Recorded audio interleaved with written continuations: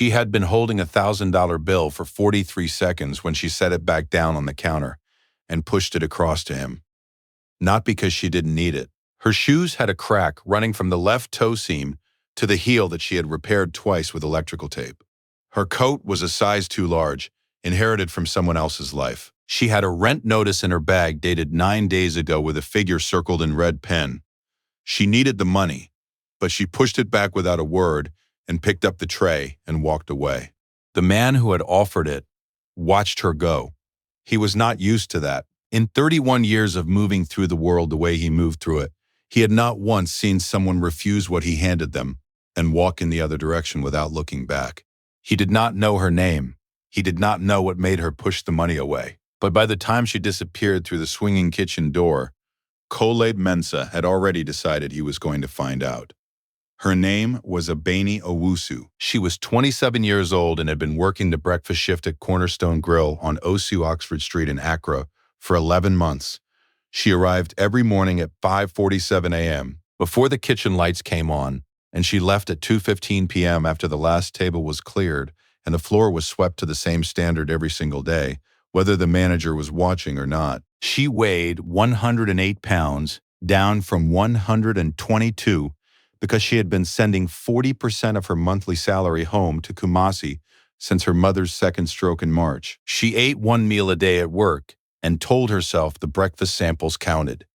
She wore a white uniform that she washed by hand every 2 nights in the bathroom sink and pressed in the morning with a travel iron the size of a large book. The uniform was always clean. The shoes were not. The right sole had begun to separate near the front, and she had learned how to walk without letting them make noise. Her grandmother had given her a small brass bangle that she wore on her left wrist and never removed, not in the kitchen, not in sleep, not in anything. The bangle was warm from her skin when she moved. She was not trying to be remarkable. She was trying to get her mother through another winter. Khaled Mensah did not eat breakfast at Cornerstone Grill by accident. He ate breakfast there every Thursday morning because the jollof rice they served before 8 a.m. was made the old way, with the bottom of the pot left to catch for exactly 4 minutes, and in a city that had largely moved on from patience, this mattered to him. He was 58 years old. He had built 3 companies before he turned 40 and sold 2 of them.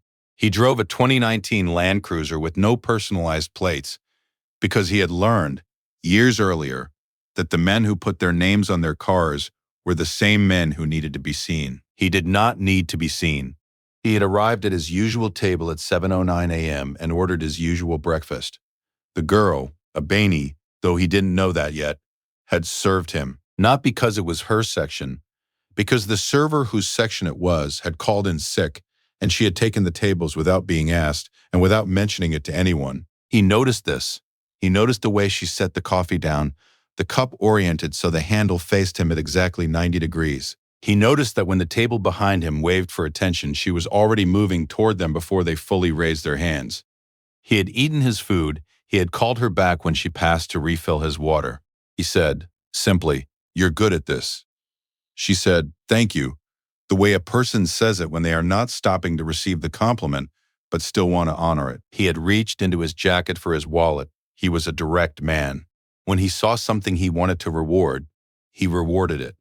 He placed 5 200 CD notes on the edge of the table, folded, and slid them to her. She looked at them, 1,000 CDs. She looked at him, and she picked them up and pushed them back. "I can't take this," she said. He frowned, not angrily, the way a man frowns when an equation doesn't resolve. "It's a tip," he said. "I know what it is," she said.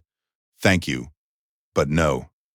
And she had walked away. He left his usual 80 CD tip folded under the coffee cup the way he always did.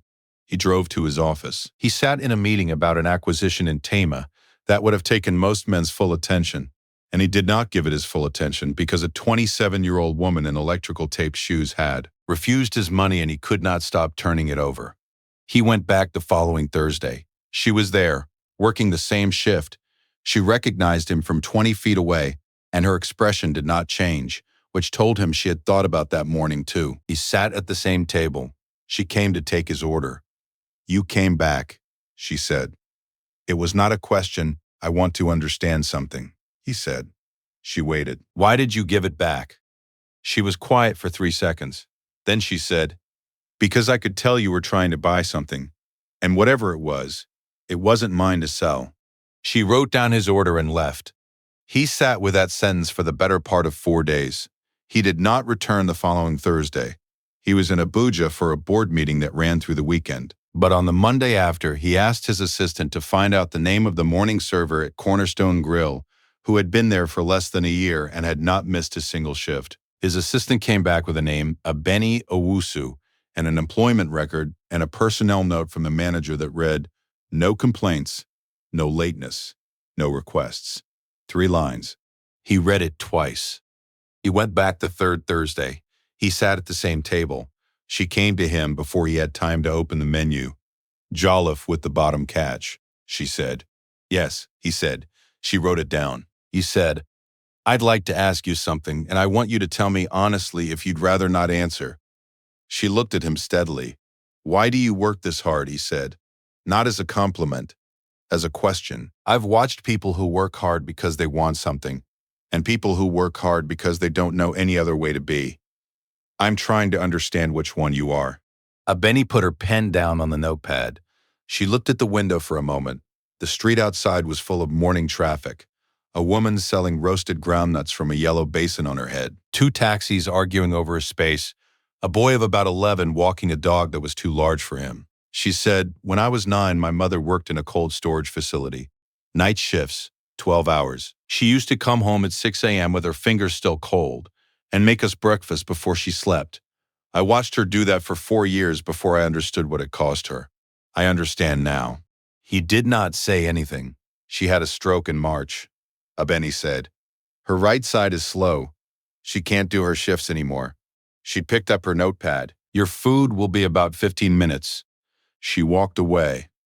He sat for a long time after the plate was cleared. If this story is landing where I think it is, stay with me, because what Kolade Mensah discovers next is something he was not looking for, and something Abeni has never told anyone. His driver had been waiting outside for 40 minutes when Kolade finally came out of the restaurant that Thursday. He sat in the back of the Land Cruiser and did not speak for the full drive to the office. His assistant had learned, over 6 years, that silence in the car meant something was being decided, and she should not interrupt it. When they arrived, he walked into his office and stood at the window for 11 minutes, looking at the lagoon below. Then he sat down and opened his laptop and pulled up the personnel file again. The address listed was in Nungua, an area he knew. Working people's area. Good people. The commute from Nungua to Osu Oxford Street was 47 minutes by Trotro on a good morning and could run to 90 on a bad one. She was leaving her house before 5 a.m. to be at work by 5:47. He closed the laptop.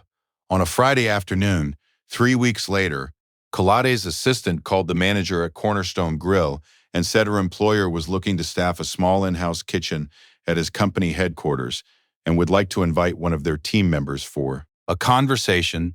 The manager, whose name was Benedict and who had a notable capacity for recognizing an opportunity, said he could arrange that.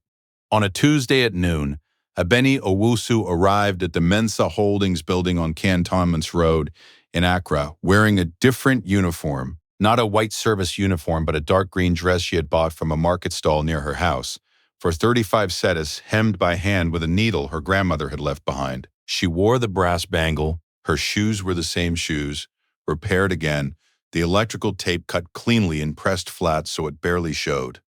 She sat in her room with glass walls and waited for 12 minutes. Kolade came in, poured 2 cups of tea from the flask on the table. Ginger, she could smell it, and sat across from her. I'm going to tell you something, he said, and I want you to tell me how wrong I am. She sat straight. Her hands were in her lap. I think you refused the tip because it would have changed what was between us, he said. I think you knew that if you took the money, it would become a transaction. And a transaction would mean I didn't have to think about you as a person anymore. And for some reason, at that moment, you didn't want that. Abeni was quiet for a moment, then she said, I also just don't accept what I haven't earned. That's the second reason, he said. What was the first? She looked at him. For the first time in 3 weeks, something shifted behind her eyes. Not vulnerability, but precision. the look of a person deciding how much to say. You were sad, she said. People tip big when they're sad. It's not about the person they're giving to. It's about what they're trying to put down. I didn't want to be what you put your sadness on. The room was quiet for a long time. Khaled Mensah placed both hands flat on the table. Outside the glass wall, two assistants crossed the hallway without looking in. A phone rang somewhere 3 offices away and was answered on the second ring. He said, "My wife died 14 months ago." He said it the way a person states a coordinate, not to invite comfort, but to provide location. She ran a small catering operation from our house. For 17 years, she fed half of cantonments for a decade and never once raised her prices because she said the people who needed her most were the ones who couldn't pay more. He paused. I've had difficulty eating in restaurants since then, but I found one that still cooks the way she taught herself to cook, and I went there every Thursday. Abeni did not say she was sorry. She said, she taught herself? She said cookbooks were for people who didn't trust their hands. A small thing crossed Abeni's face. My mother says the same thing. I'm not offering you a job, Khaled said. I'm asking if you want to build something. He pushed a single sheet of paper across the table. It had a number at the top and 3 sentences below it. My wife kept records of every dish she made for 11 years. Every recipe, every modification, every occasion. The journals are in a study I haven't opened since she died. I would like those recipes preserved, organized, and carried forward, not as a memorial, as a living thing, a cookbook, a training program, something that feeds people the way she fed people. Abeni looked at the paper. The number at the top was a salary figure. It was more than she had made in any 12-month period of her life. Below it, the 3 sentences described a role that would require her to work with a team of 3, travel to 4 cities in Ghana and 2 in Nigeria for sourcing, and spend 2 days a week in a kitchen that would be fitted within the building she was sitting in. She read it twice. She looked up. The journals, she said, are they organized? By date or by dish? Neither, he said. She organized everything by how she felt when she made it. Abeni was quiet. Then she said, that's the right way. She told him she needed 48 hours, and he said he expected nothing less. And she stood up and picked up her bag and held out her hand, and he shook it. Her grip was even and dry and brief. She walked out of the building into the Accra afternoon heat and took the trotro home to Nungua, which took 73 minutes because there was a jam past the Teta Kwarshi interchange. She sat in the second row and held her grandmother's bangle with the fingers of her right hand and turned it slowly around her wrist the whole way. That evening she called her mother. She didn't describe the offer. She described the journals. Her mother said, a woman who organized her cooking by how she felt when she made it, that woman knew something. I think so too, Abeni said. Then you already know what to answer, her mother said, and hung up in the easy way of a woman who has made her point. 47 hours after walking out of the Mensa Holdings building, Abeni sent a single text message to the number Khaled's assistant had given her. It said, yes, when do I start? No question mark. She was not asking. She was arriving. She gave Benedict at Cornerstone Grill her 2 weeks' notice the following morning. He said genuinely that he had seen it coming and asked if she would train the person who would take her section. She said, of course. She trained that person for 9 days, and on the 10th day she crossed Osu Oxford Street for the last time and did not look back at the restaurant she had walked into every morning at 5:47 a.m. for 11 months. She started at Mensa Holdings on a Monday. The study Khaled had not opened was a room at the back of the family house in East Legon, off Ambassadorial Enclave. He had the key cut for her, and she went alone the first time. She stood in the doorway for a moment before she entered. The room smelled of paper and something underneath it. Pepper, maybe, or the memory of it. The shelves were deep and full. 31 journals, A4, each one a different color. They were not dated on the spines. They had words instead. One said in small, careful handwriting, tired but grateful. One said, the week Khaled came home. One said simply, after. Abeni sat down on the floor with the first journal she reached for, pale blue, worn at the corners, and opened it to the first page. She stayed in that room for 4 hours. When she came out, she called Khaled. She said she was a teacher. He said, not just of food. Every margin has something in it, about the person she was feeding, about what they needed that day, about why she made that choice and not another. She paused. This isn't a cookbook. This is a philosophy. There was silence on the line for 6 seconds. He said, "Can you make it both?" By the following March, the Mensa Foundation for Culinary Knowledge had been formally registered. The in-house kitchen had been built and had hosted its first training cohort of 11 women from low-income neighborhoods in Accra, all of them learning to cook professionally. All of them paid a stipend during training.